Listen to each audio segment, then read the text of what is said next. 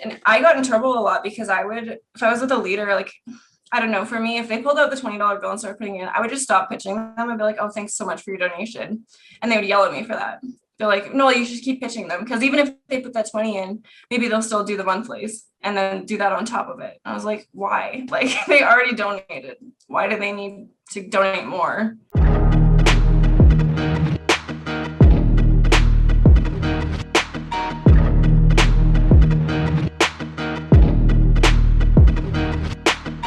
Breanna, I'm pretty sure you're the first person from Canada that we've talked to. So this will be a new narrative, I guess, even though a lot of the things that you've described in your messages to us is very, very similar to what we've heard from many other people. And among those things, you identified yourself as a recent university graduate. You even called yourself a quote unquote easy target for them because you were, here's the D word again, desperate for any job. And this was during the pandemic. So yeah, as we all remember, everything was kind of up in the air. So I want to go to that phrase that you said, you were an easy target for them. Just kind of explain to me why and explain to me how you ended up where you were. Yeah, so I literally got the job offer actually the last day of my university classes. So I was like all excited because I was like, oh, I finally found a job. I'd been looking for jobs for 4 months and like hadn't heard back from anyone because pandemic, like nowhere was hiring. And I was just literally like applying everywhere on like Indeed and LinkedIn. And I don't remember applying for this job at all, which I know it from your videos. Like that's a lot of people. I think they must have just found my resume on Indeed and reached out to me. And because I had applied to so many places, like I was just like, oh, maybe I did and just forgot. But then looking back afterwards, I was like, no, I never applied to this place. It's nowhere in my history on Indeed or LinkedIn. So yeah. And then they just I think they called me to do an interview. It might have been an email too, but I can't remember. And then the first one was over Zoom because of the pandemic. And it was with one other person. And it's funny, actually, this guy that my Zoom interview was with, he didn't get the job, but he went in for the second round interview as well. And then afterwards left a bad review on Google because of the interview experience. And in my mind at the time, I was like, oh, he's just salty because he didn't get the job. But looking back, he definitely just like saw through the BS and was pissed off. Yeah, and what you mentioned about them reaching out to you even though you didn't apply for the job, that's a very common tactic. For the very reason you mentioned, you applied to so many jobs, it can be easy to lose track of who you applied to. So if you've been applying, all day, every day, to finally get a call back, you're thinking, oh, well, fine, this must be something then. But yeah, they rely on that. You're desperate for work. You've applied to so many positions, you're not going to remember everything you applied to. So that's actually a good technique. Look through your history. Look at the different pages to see who you applied to make sure, if I never applied to this position, why are they reaching out to me? Yeah. And you said, continuing on with your message, you said, to use your words, quote, right from the start, something felt off to me, but because of their expert manipulation skills, they were able to calm my suspicions for a bit. So that's a pretty interesting two-part question. Number one, what fell off to you? Because this is something we've heard before too. It's just like an intuition type of thing. And what do you mean by expert manipulation skills? Yeah, so I'll start the first one. I think honestly it was just like a gut feeling that there was something not normal about this place. Like why was there supposed to be a 3-round interview, but then they only did 2, and then like it felt like just a sales pitch the whole time in the second interview. And it was weird for me because I was looking for, Monday to Friday, 9 to 5. And that's what their job ad said when I looked back at it later, or their emails had said when they sent me all this info. And then talking to them, they're like, well, actually, we're only open Tuesday to Sunday. And you'd have to work 5 of those 6 days. So you get the Monday off and then whatever other day you want. And because I own my own business, like I have a photography business and I book clients months in advance. I was like, well, I need to have a set schedule. So, right off the bat with that, I was kind of iffy on it because I was like, well, this might conflict with my business. And then they kind of like The one owner, he wasn't my owner actually. He did my second round interview. Actually, I think he did the first round as well, but yeah, the way he was talking to me, it was just like he was trying to calm me down and say, "Oh no, it'll be fine." Like I specifically said, "Okay, so will we be done by 5 every day?" And he said, "Well, no, we leave the office at 6 p.m. every night." And I was like, "Okay, that's kind of pushing it for me, but I mean, I can make it work. As long as you promise, like I get to go home at 6." And he said yes, and that was not the case. Like we rarely ever went home at 6. Yeah. But yeah, there was just something in my gut telling me like this doesn't feel right. And I was trying to ignore it because I needed a job and it seemed okay from like their manipulation skills and things like that. But yeah, it turned out to be this horrible scam. So looking back on it, I know you weren't there for very long, but when were you able to identify this is manipulation that's taking place? Yeah, so I think it was my third week there. They had me on 2 campaigns in that 1 month-ish that I was there. Because the first one they had to stop doing because our restrictions got tighter and they couldn't do indoor events, as they would like to call them, anymore. So we couldn't really do the charity because it was always indoors. So they switched me over to this like wax, like FW1. It's not a great product at all. But they try to act like it's like the end all be all of car waxes. And so they had me on that, and my third week they sent me on a road trip. And while I was on the road trip, I was like, they're setting me up for failure. They keep putting me in this small town where everybody else is in the big city next to it, going to these like busy gas stations. And they put me at this like small town little grocery store where the population of the town is probably like 500 people. So I'm seeing the same people every single day, and they've already told me no, how many freaking times? And so I was like, why do they keep sending me to the same place? Like, this is like obvious that I'm just being set up for failure here. So I was really frustrated. The one day they actually had one of the other owners was there with me at this event.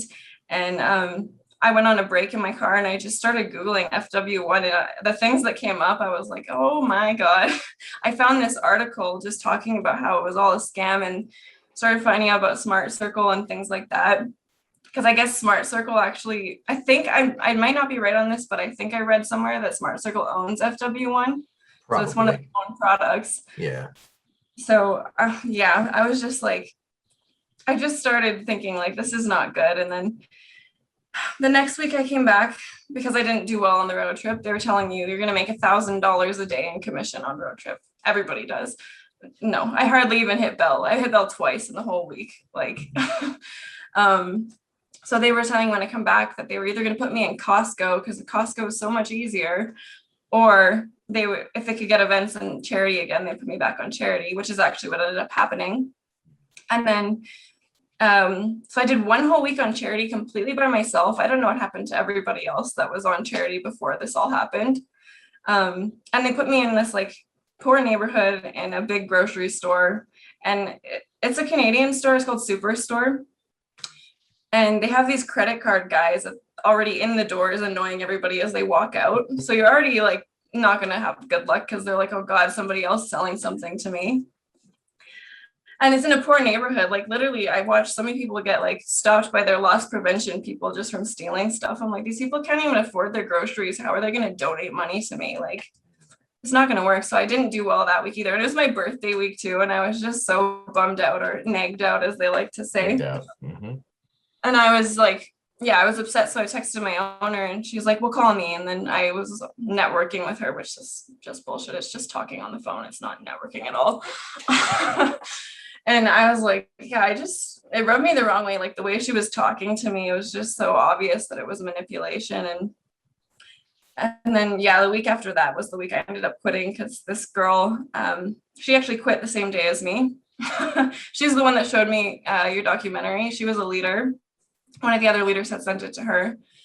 And we were, again, in a poor neighborhood. I think it was the same neighborhood, just a different grocery store, honestly. And yeah, 3 days in a row of just like hardly even, not even hitting Bell if it was like one of us alone. Because with the charity, we had to split commission for the day. So it was like $800 was hitting Bell, when there's two people, and we didn't even hit 400. So we were frustrated. And then the next day they were like, oh, we got this awesome event in the southern part of the city, which tends to be the richer part of Calgary. And so I got sent there alone. But I get there and I talked to the manager of the store, and he had already let some other charity like in there. So he's like, no, you can't actually be here today. And I was like, something's not right about that. Like, what? So I called the owner, and he's like, well, you need to talk to the person, like our coordinator or whatever. So I had to call somebody on the other side of the country to see why I couldn't go in this store. She didn't give me a real answer. And then she's like, well, let me just call your owner back, and then I'll call you back. She never called me back.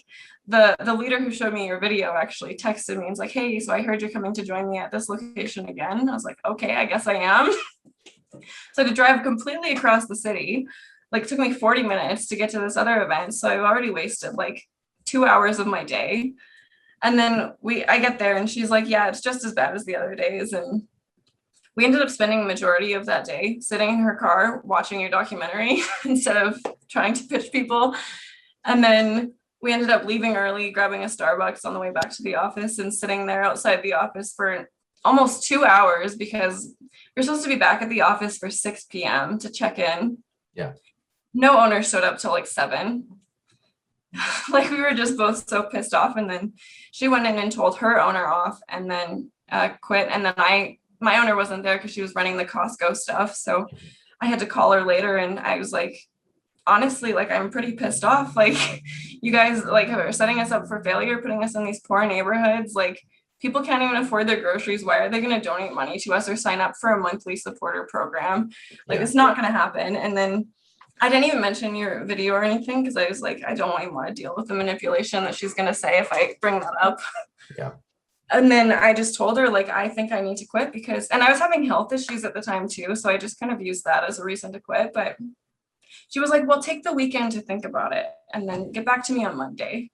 I was like, okay, fine. But I already knew what I had decided, and I just never went back. So you mentioned that one day you were just chilling in your car looking up the wax, and you came across the name Smart Circle. Yeah. Which usually, from most of the people I talk to and from my own experiences, you usually find out by accident that you're working for, that there's some type of connection there, you know. Yeah.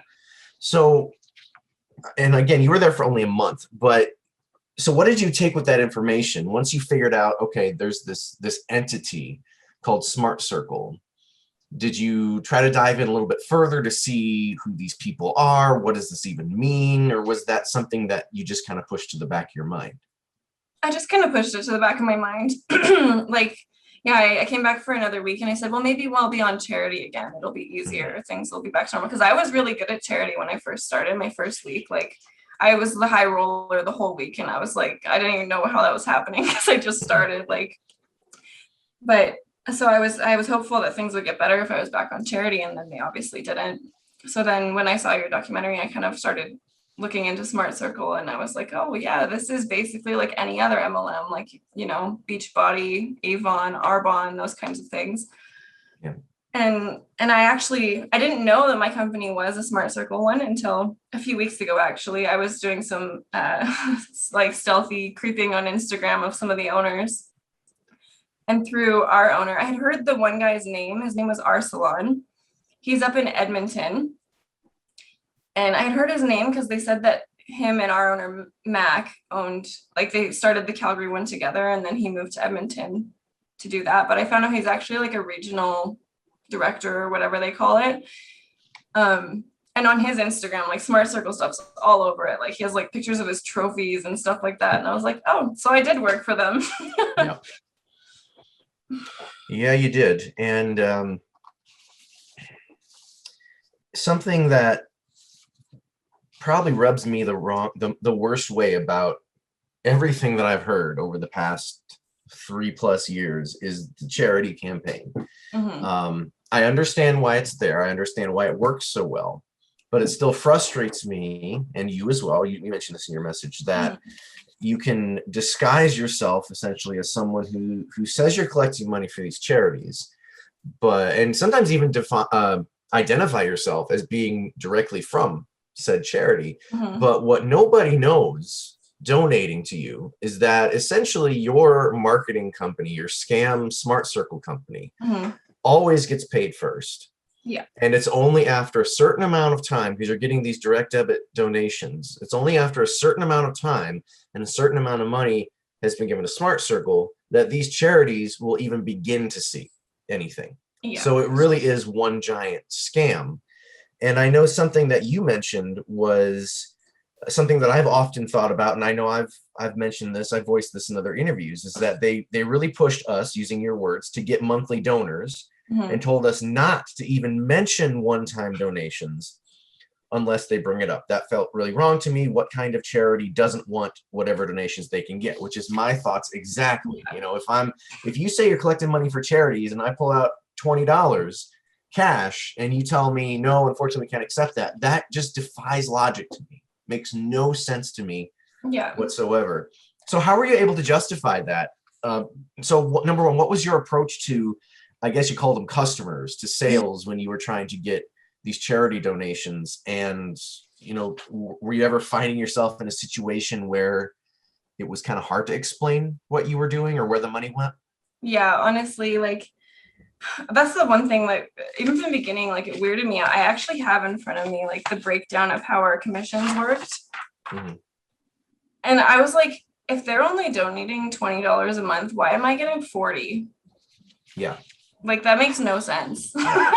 And so it really bothered me. And then I ended up looking up the charity, and on top of, like, they are reputable, but on top of, like, not knowing how much our company actually gives to them, they only put 61% of their donations towards the actual research they're doing. The rest goes towards fundraising and paying their employees. So if they're only putting 61%, that means they're hardly getting anything from what we're doing. And yeah, it just really bothered me.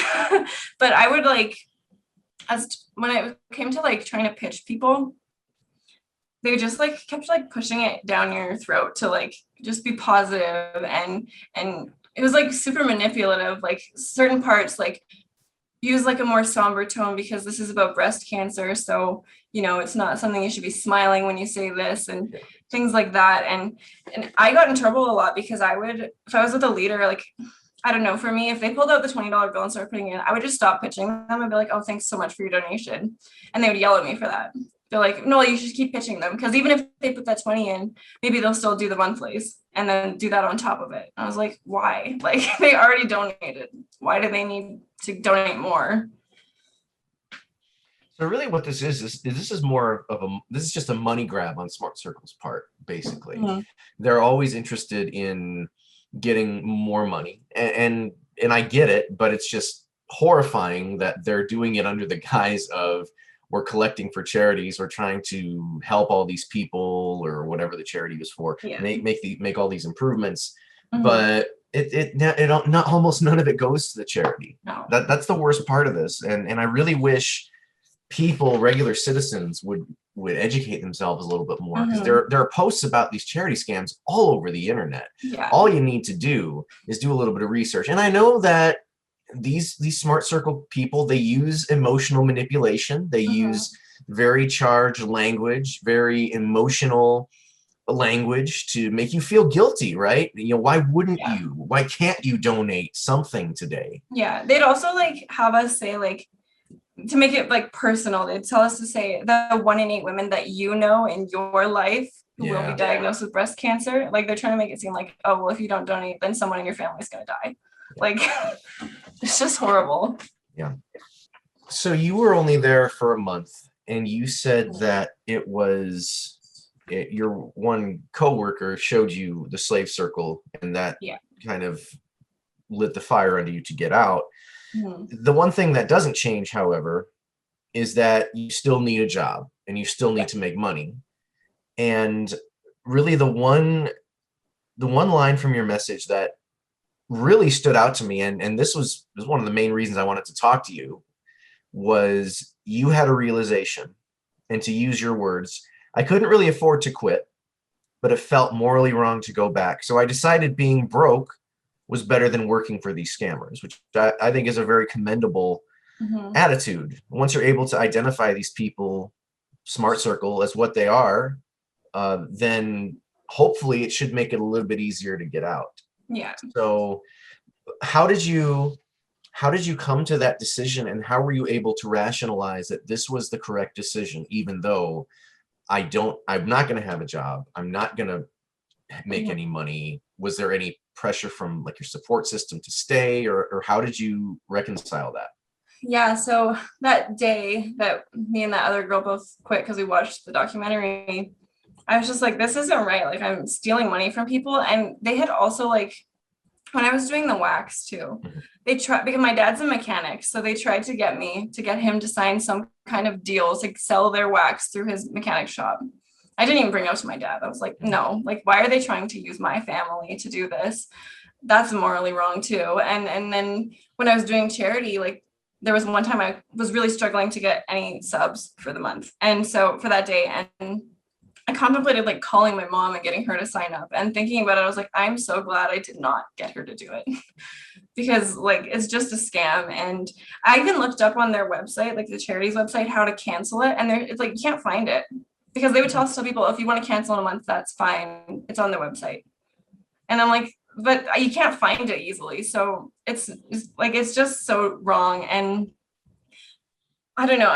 Maybe I'm a really nice person, but I just couldn't do it anymore. I felt like, even going back out of her car to go catch people, like, we were not trying at all. Like, we're like, I don't want to take any more money from any more people. And then when I got home that day, I called my mom crying, because I was like, I can't do this. I cannot go back. Like, I can't afford my rent if I quit, but I can't go back. And she was like, it's okay. Like, I'll support you. Like, so my mom helped me out until I found a new job, which I did find a few weeks ago, which was nice.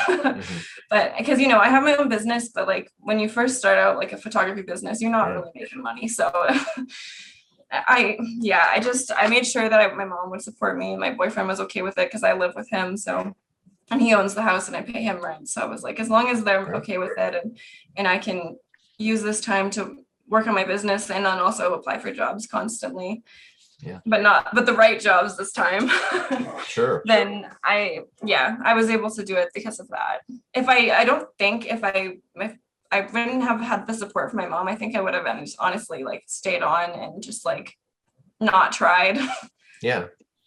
Yeah, because you need the money, right? You, like you said, you're desperate, and kudos to your mom, kudos to your boyfriend, to your entire support system, because I know that there are some that I've talked to who have said, even people that knew, and I don't know if any of your support system knew what it was, but they told me that people, my family, they had suspicions or they knew what it was, but they didn't want to make me feel bad, or they didn't want to whatever, my accomplishments make them seem not realistic, or something like that. They want to make sure that they can allow you to save face and not feel weird about getting involved in something that's not legitimate. So that's great. I'm glad that was able to work out. Okay, so you were only there, like I said, a month, but you are very passionate about and very interested in, I guess, for lack of a better word, exposing these practices. And like, one of the things you said in your message too was, I want as many people as possible to know about them and to avoid them at all costs. So obviously you sharing your story is a major thing here, but what, obviously not everyone's going to see this video.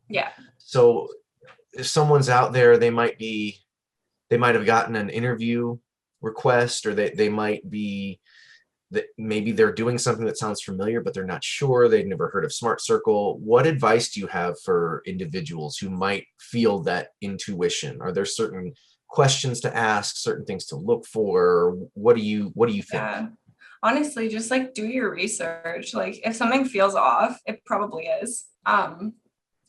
So, Google the company that you're interviewing for. If it's all like 5-star reviews and it looks like it's all employees, like, there's something fishy about that. Because like with mine, there definitely is that. And then there's like that one guy that I mentioned for my interview process who was just so upset and like put it out there. And like, I don't know, it just your gut's probably right. And if there's something feels off, just don't go through with it. And it's funny because there was other instances where I got offers over LinkedIn or whatever to come do an interview for like places that I found out were actually legitimate companies, but there was something about it that felt sketchy to me and I didn't go to that interview. I don't know why I didn't do that with this. Yeah. But yeah, and it's funny because I've become pretty passionate about this and I've started doing things that kind of obsessively to try and make them crumble, for lack of a better word. I go on like Indeed at least once a week and report all of their job postings and say this is a scam, this company should be banned from posting job postings. And I just looked before I came on and there was no new ones from them. So maybe I was successful in that. Excellent. Yeah. That's wonderful. And if I had to go back in to pick up a pay stub and there was a kid getting interviewed and I just kind of gave him this look like run. And I don't know if it was successful or not, but I don't know, maybe he just got that vibe from me and didn't end up taking the job or whatever. I hope so. Yeah. And if I see them in Costco, because there's not that many Costco's in Calgary, but so they're like all over the place and they're at least every time I go into one, I see them with their wax. If I see somebody like getting harassed by them and then I wait till they're like gone from the table and I'm like, hey, this is a scam. Don't buy this product. It's crap. Like, and then I mean, it feels good knowing that they lost that drop, as they like to call it, because they don't want to call them sales. It felt ironic when I first got the job. I felt the need to tell people it's not a pyramid scheme. It's not an MLM. It's like, because it says marketing in it. I'm like, people are always like wary of that. Yeah. So I was like, don't worry, it's none of those things. And it was. And I even had a conversation with one of the other sales associates or whatever you want to call them while we were out in the field doing charity. And I literally said to him, I was really sketched out by this job at first because I thought it was a pyramid scheme. And he immediately went, it's not, it's an MLM. I was like, well, it's kind of the same thing. Yeah. So that's interesting that they were able to differentiate between one and the other, but still think that MLMs are legitimate, which they're not. No. But so, okay, where did that thinking come from for you? Because that's not something that just happens when you go through an interview process, you can get hired. I've never worked, apart from Smart Circle, obviously, I've never worked anywhere else where I've had to to defend to anybody. This is a legitimate job, I swear, I promise you. Where did that come from? I think it's just because I've always been so wary of MLMs because as like a young white girl on Instagram, you constantly get bombarded by these people trying to get you to join their stupid pyramid scheme, Beachbody, Avon, Monet, whatever. And I'm just so sick of it. And so like in my head, marketing, that's the first place my mind goes is pyramid scheme or MLM. So in my head, I just felt the need, because it says marketing in the title, like of the job. Don't worry, it's not that. Yeah, I always get confused by people inside whichever one we're talking about, Smart Circle, Credico, Sidcore, Appco, Cobra Group, whatever, who they'll defend their company and say that it's not an MLM, even though if you look at the structure of the company and how it survives, the only way that it can survive is through recruiting. It's through essentially through personal recruiting. But instead of it being through your Instagram followers, your Facebook friends, or just, your friends and neighbors down the street and family members, it's complete strangers who are desperate for work, who unfortunately apply for a job, not expecting it to be a multi-level marketing scam. They think, well, if I'm applying to a job on Indeed or ZipRecruiter or Monster, this has to be legitimate because why would these websites allow these illegitimate scams on there? But they do. Yeah. And that's the sad truth of the matter. So, when owners will say we're not a pyramid scheme, well, maybe legally no, but you are definitely an MLM, and you can deny it as much as you want. But all you got to do is just look at, okay, how is Herbalife structured? How is Mary Kay structured? How is Arbonne structured? How is Beachbody structured? How is Smart Circle structured? Exact same thing. So just because it has different color feathers, it's still a bird, man. Yeah, that's what's scary about it, because in your head, like you think, MLMs are just on social media. You don't think it's like hiding behind an office. which is why I think it's so much easier to fall for, because it is behind an office and you think, oh, well, if it's in an office, it must be legitimate. But that's obviously not the case. I think maybe another reason I was able to kind of see through the BS so quickly is because when they do the teach backs of the systems, right? I didn't have to do that. I did one practice one my second day there, and that was it. They never annoyed me to do it again. And I think maybe it's because I wasn't interested in the management training program at all. And I told my manager that. But she even like, in hindsight, like she definitely manipulated me into trying to think that I would be into it, because when I first did the wax, the first day I was out with my owner, and she was like, okay, you say you don't want to be in the management training program, but could you see yourself being interested in or getting excited about teaching other people? And I was like, well, I mean, I have teaching experience. I taught German to kindergarten students, and at McDonald's when I was a teenager, I was a team leader. So obviously I have teaching experience from that as well. So I was like, I guess so, but I don't want to own my own business through you guys. Like I have my own business. And that was another thing that made me doubt her, honestly, because she told me, so she was an immigrant to Canada from Ireland. So she has all this student debt, which is more expensive if you're like an exchange student or an international student. And she told me like, oh, I'm just working here until I can pay off my student loans. She's like, I already have my own business doing something else too. And I was like thinking about it. If she's been here for 2 years, she's an owner, and they supposedly make $75,000 a year. How the hell has she not paid off her student loans yet? Yep. It makes no sense.